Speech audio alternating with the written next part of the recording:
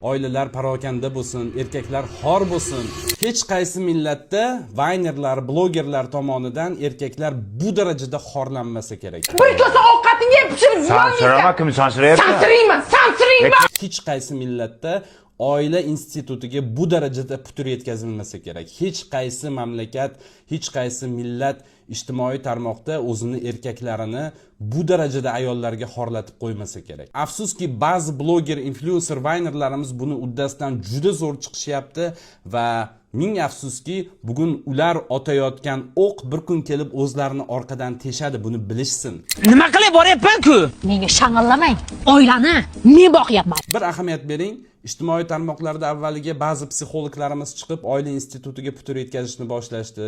Kelinlarga, ayollarga maslahatlar, erkaklarni ikkinchi darajaga tushirish, oilaga putur yetkazish, oilani nolga tushirish, erkakning o'rnini yo'qotish oiladagi juda zo'r bajarishdi bu ishni. Bunday lallay o'tirmasa erkak o'xshab dadil gapiring. Holbuki agar mana shunday videolar ayollar ustidan qilinganda edi, ayollar huquqlarini himoya qiladigan, gender tengligi deb baqiradigan ayrim ayollarimiz allaqachon diskriminatsiya bo'lyapti, ayollar huquqlari toptalyapti, ayollar xorlanyapti deb chiqqan bo'lardi. Lekin erkaklarga kelganda bu masalada hamma sukut saqlaydi, hamma og'ziga tolqon so'ragan. Nimaga? Tezroq ketaylik shu yerdan, yur, ovozing o'char.